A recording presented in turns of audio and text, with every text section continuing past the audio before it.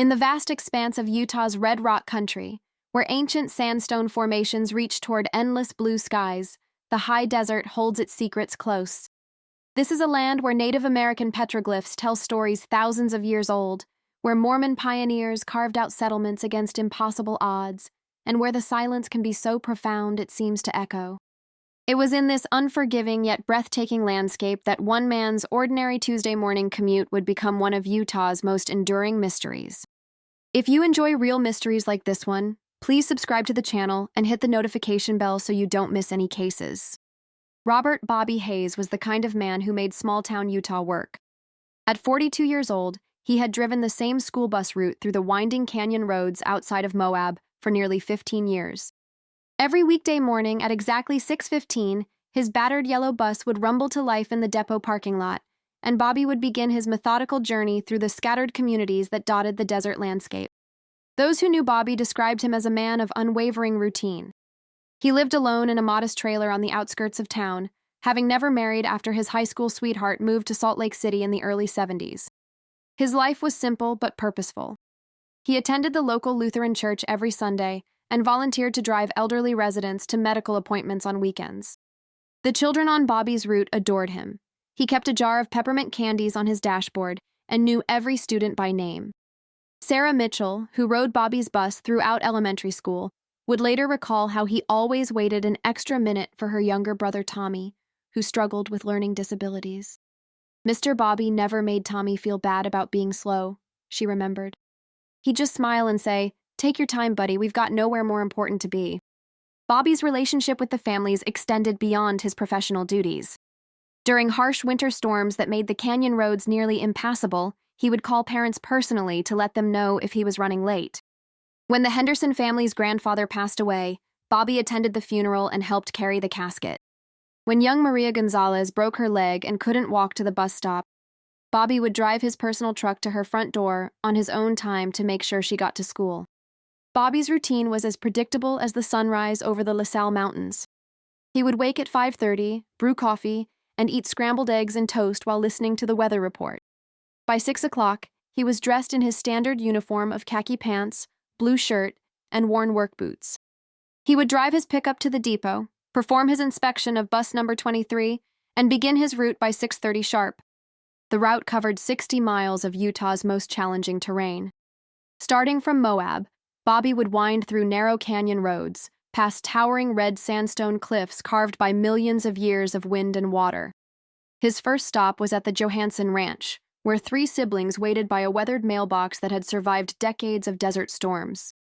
From there, the route meandered through increasingly remote areas, picking up children from isolated homesteads where families lived 20 miles from their nearest neighbor. Each stop told a story of the rugged individualism that defined this part of Utah. At the Martinez place, Bobby would pick up 4 children whose parents worked a small cattle operation in a valley so remote that cell phone service didn't exist. The Williamson twins lived with their grandmother in a trailer that had been their family's home for 3 generations, surrounded by red rock formations that looked like ancient cathedrals. At the Peterson homestead, Bobby collected 2 quiet boys whose father worked as a uranium prospector, following old mining claims that dated back to the 1950s. The final stretch climbed through Dead Horse Canyon, a narrow passage between cliff faces with a steep drop-off that plunged hundreds of feet to the canyon floor below. The canyon got its name from a tragic incident in the 1800s when a herd of wild horses had been trapped on a narrow ledge during a blizzard, unable to find their way out. Local ranchers still sometimes found bones bleached white by the desert sun, reminders of that long-ago tragedy. The road through Dead Horse Canyon was barely wide enough for 2 vehicles to pass, carved into the canyon wall by Works Progress Administration crews during the Great Depression. On one side rose sheer sandstone cliffs streaked with desert varnish, dark stains left by centuries of mineral-rich water. On the other side, the road dropped away into empty air, with only a flimsy guardrail standing between travelers and a fatal plunge to the rocks below. On the morning of November 13, 1990, everything began exactly as it had thousands of times before. Bobby woke at 5:30, made his coffee, and ate breakfast while the weather report predicted clear skies. At the depot, mechanic Jim Walsh watched Bobby perform his usual inspection. Bobby seemed perfectly normal that morning, Walsh would later tell investigators. maybe a little quieter than usual, but Bobby was never much of a talker. He mentioned hoping to get some hunting in over the weekend. The first part of Bobby's route proceeded without incident. At each stop, families watched their children board the bus as Bobby exchanged pleasantries about the upcoming deer season. Each interaction was routine, unremarkable, exactly as it should have been. It was at approximately 7:45 in the morning, as Bus 23 began its ascent through Dead Horse Canyon, that the ordinary morning transformed into something else entirely. What happened in those final miles would puzzle investigators for more than 2 decades. The first sign something was wrong came when Bus 23 failed to arrive at Canyon View Elementary School. Principal Margaret Ross waited until 8:15 before calling the transportation department. Bobby had never been late in 15 years, not once. When dispatcher Carol Jenkins couldn't raise Bobby on the radio, a knot of worry formed in her stomach. By 9 o'clock, a search was underway. Deputy Sheriff Michael Torres took the call and immediately recognized the seriousness. In a county where everyone knew everyone else, Bobby Hayes was as reliable as the sunrise. If he wasn't answering his radio, something was very wrong. The search began by retracing Bobby's known route. Deputy Torres and Transportation Supervisor Bill Crawford drove the entire 60-mile circuit, stopping at each pickup point to question families. At every stop, the story was the same. Bobby had arrived on schedule, the children had boarded normally, and Bus 23 had continued toward the next stop. The trail went cold at the final pickup point, the isolated Patterson homestead.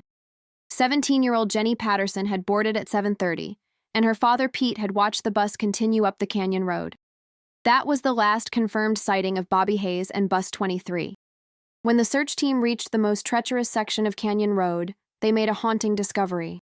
At a sharp curve around a massive sandstone outcropping, they found a damaged section of guardrail. The metal barrier was bent outward with yellow paint scrapes on the twisted steel. Deputy Torres felt his heart sink as he approached the cliff edge. Far below, the canyon floor was littered with boulders and twisted metal from vehicles that had gone over in years past. If Bus 23 had crashed through the guardrail, it would have fallen nearly 400 feet. But when Torres and Crawford carefully descended into the canyon, they found no trace of a school bus. No twisted yellow metal, no scattered debris, no sign that a large vehicle had recently crashed. The paint scrapes seemed to be the only evidence that Bus 23 had ever been there. As news spread through southeastern Utah, an unprecedented search effort began. Local ranchers arrived with horses and four-wheel drives. Church members organized search parties that scoured every accessible canyon for miles. The Utah Department of Public Safety deployed helicopters flying grid patterns over the red rock terrain. The search took on desperate quality as reality sank in. This wasn't just about Bobby Hayes anymore. Bus 23 had been carrying 17 children, ages 6 to 17. Families gathered at the elementary school, clinging to each other and praying for news. Among those families was Maria Santos, whose 8-year-old daughter Carmen had been on the bus. Maria had immigrated from Mexico 15 years earlier, following her husband Roberto, who found work in the uranium mines that dotted the Utah desert. After Roberto died in a mining accident when Carmen was just 3, Maria had worked multiple jobs to build a life in the American West, cleaning offices at night, working in the school cafeteria during the day, and taking in sewing on weekends. Carmen was her youngest, a bright girl who loved drawing pictures of the red rock formations she saw from the bus window. Carmen was known throughout the small community for her artistic talents. Her drawings decorated the walls of the post office, the grocery store, and the town library.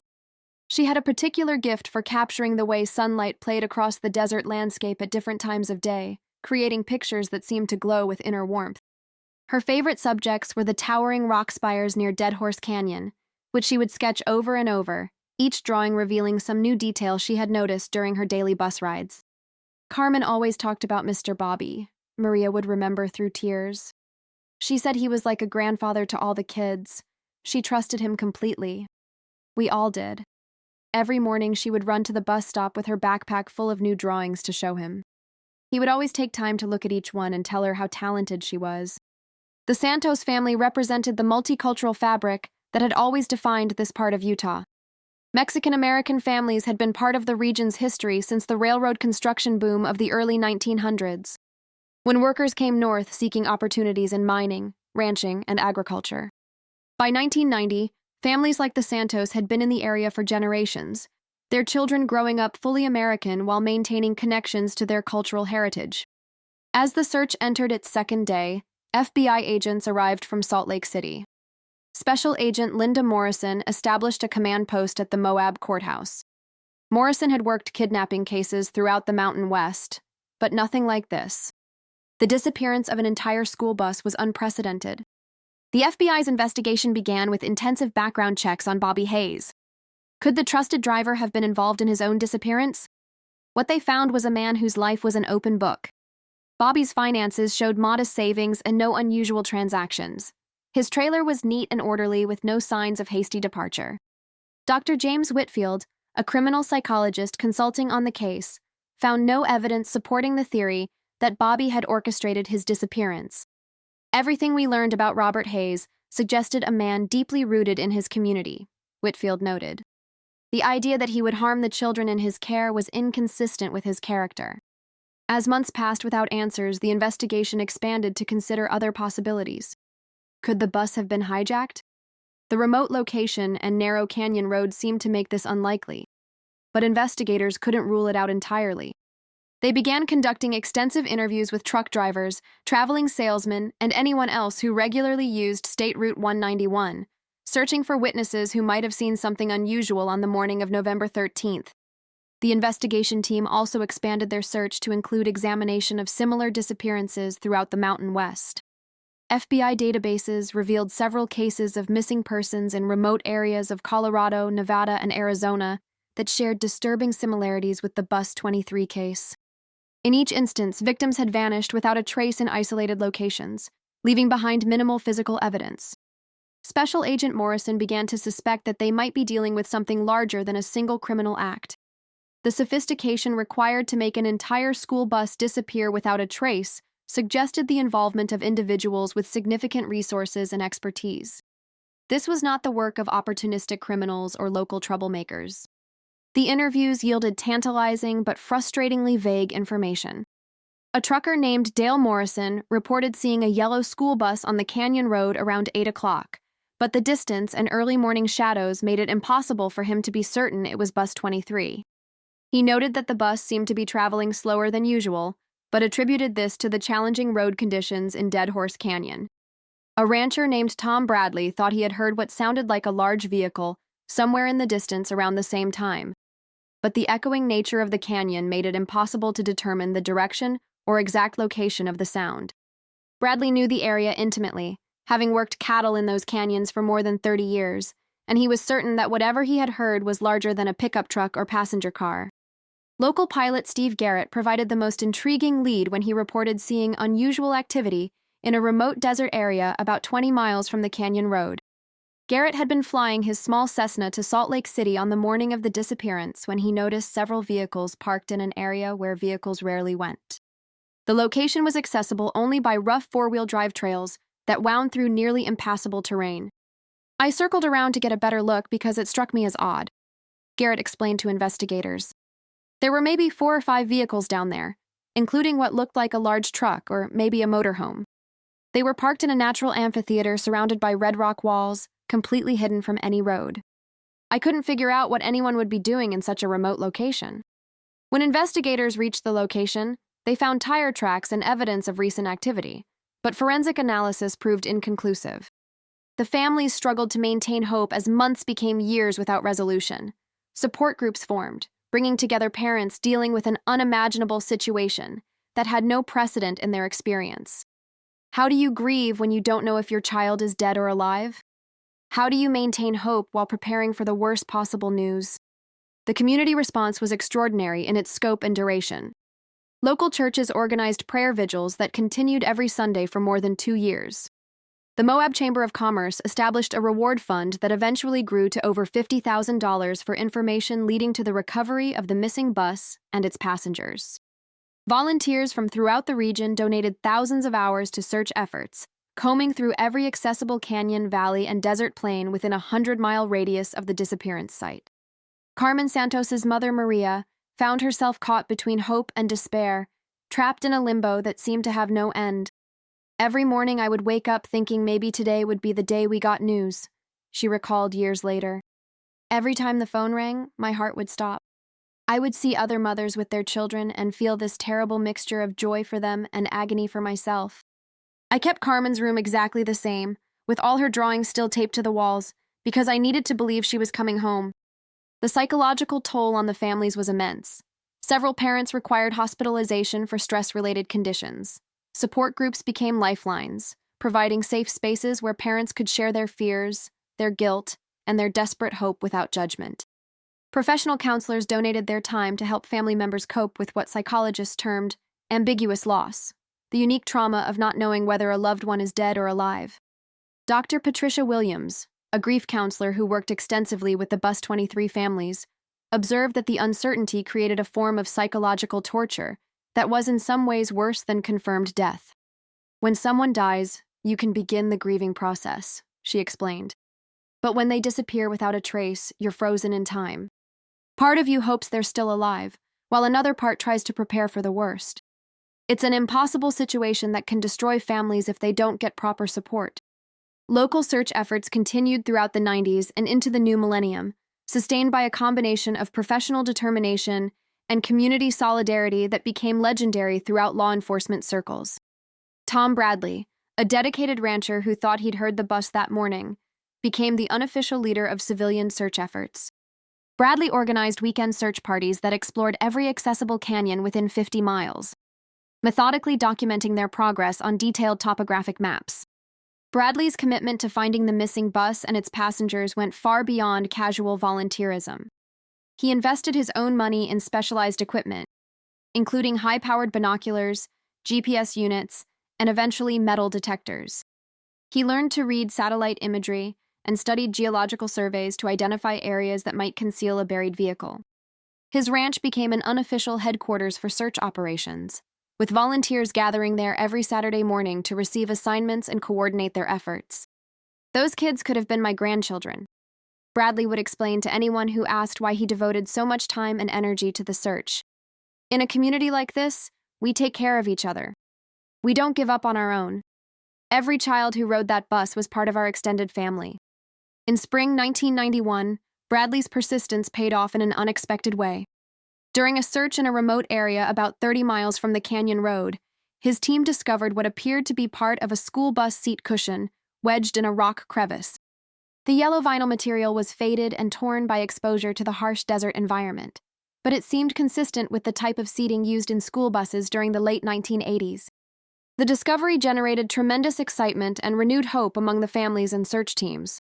After months of finding nothing but empty desert, they finally had a piece of physical evidence that might lead to answers. The cushion was carefully excavated and transported to FBI laboratories in Salt Lake City for comprehensive analysis. The forensic examination took several weeks, as technicians used every available technique to extract information from the deteriorated material. They tested for DNA evidence, analyzed the fabric composition, and compared manufacturing details with specifications for Bus 23. The results were both encouraging and frustrating. The material was indeed from a school bus seat, and it appeared to be relatively recent, but there was no way to definitively prove that it came from the missing vehicle. More importantly, the remote location raised new questions about how a school bus could have reached that area. This discovery led investigators to consider that Bus 23 had been deliberately stolen and dismantled. The theory gained credibility when they learned about a vehicle theft network operating throughout the Mountain West during the late 80s and early 90s. The investigation took a dramatic turn in 1992 when federal agents arrested Marcus Wheeler, a career criminal involved in numerous vehicle theft operations. Facing significant prison time, Wheeler offered to trade information about Bus 23 for a reduced sentence. Wheeler's story was both compelling and horrifying.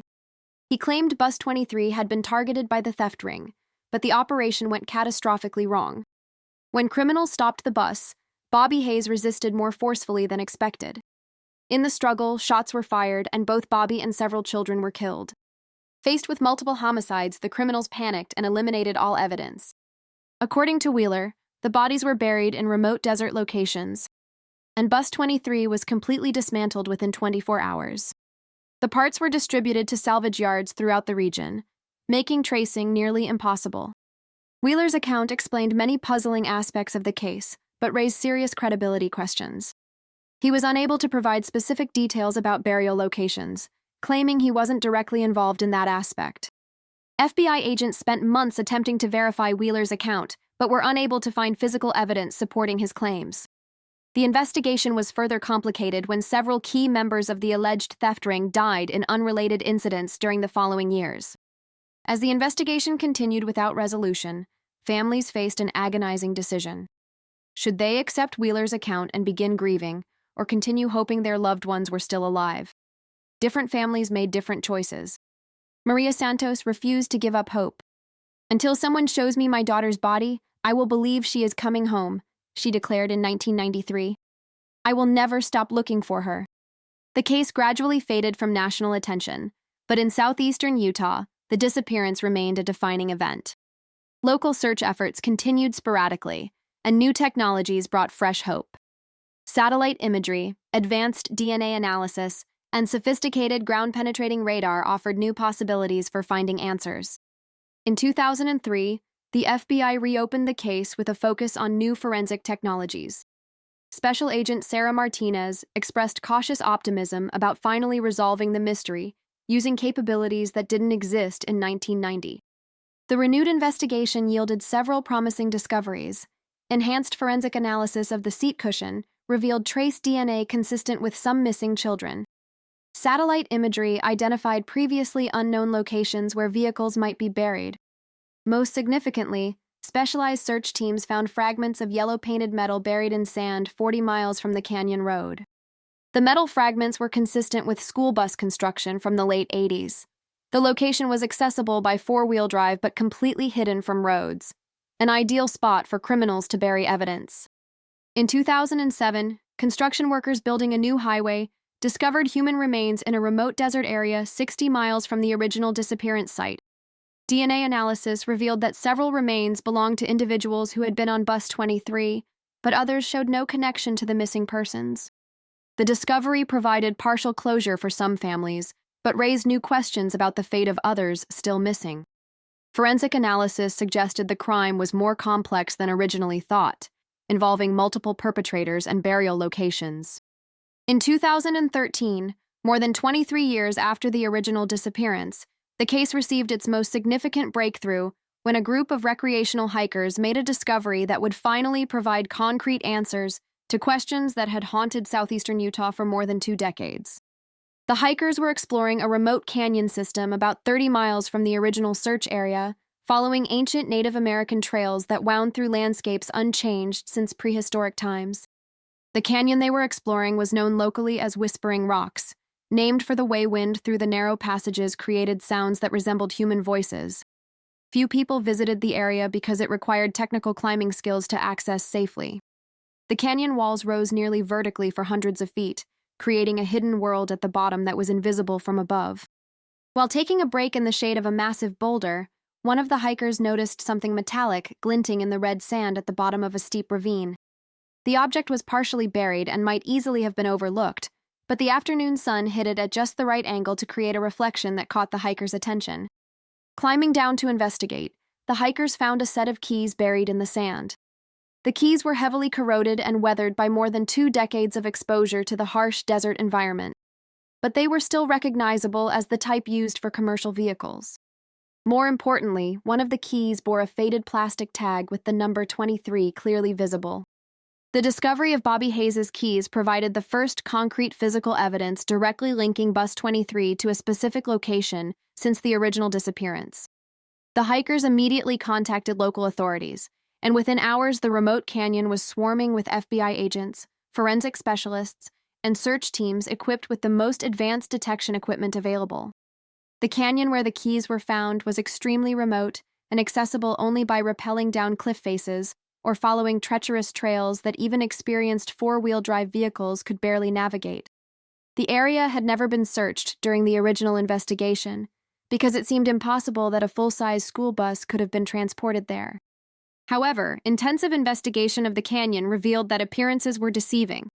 Metal detectors identified numerous fragments of yellow-painted steel scattered throughout the area, buried at various depths in the sandy canyon floor. Careful excavation revealed parts that were definitively identified as coming from a school bus, including sections of the frame that bore serial numbers matching Bus 23 exactly. The canyon also showed evidence of being used as a disposal site for human remains. Excavation that began in 2014 and continued for over 2 years ultimately revealed remains of 11 individuals, including Bobby Hayes and 10 of the 17 missing children. DNA analysis confirmed identities and revealed that Bobby had been shot multiple times while trying to protect the children. The evidence painted a picture of a carefully planned kidnapping and murder carried out by a sophisticated criminal organization. The discovery provided closure for most families who had waited more than 24 years for answers. However, 7 children remained missing, and the investigation revealed disturbing connections to other unsolved disappearances throughout the Mountain West.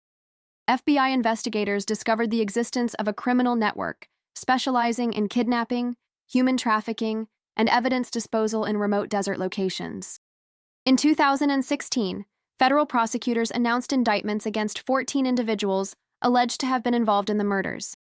The trials concluded in 2019 with convictions for 5 defendants, who received sentences ranging from life in prison to death. The most significant testimony came from David Chen, a former member of the criminal organization who revealed that the Bus 23 operation had been commissioned by an unnamed client to kidnap specific children for human trafficking.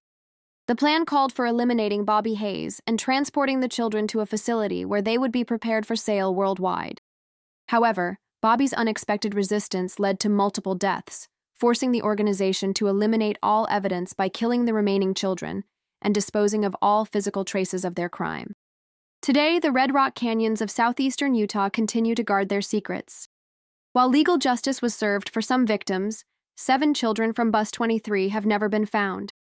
Their families continue to hope for answers, knowing that somewhere in the vast desert landscape, the truth about their loved ones' final moments may still be waiting to be discovered. The case of Bus 23 stands as a testament to both the darkness that can exist in human hearts and the enduring power of love and hope. For more than 3 decades, families and investigators refused to give up their search for truth. Their persistence eventually revealed not just the fate of Bobby Hayes and most of his young passengers, but exposed a criminal network that had operated in shadows across the American West. In the end, the mystery of the bus driver who vanished near Utah's cliffs became a story about ordinary people facing extraordinary evil, and their refusal to let that evil remain hidden forever. The red sand that once concealed Bobby Hayes' keys has given up many of its secrets, but the desert keeps some mysteries still, waiting for the day when all the missing children can finally come home.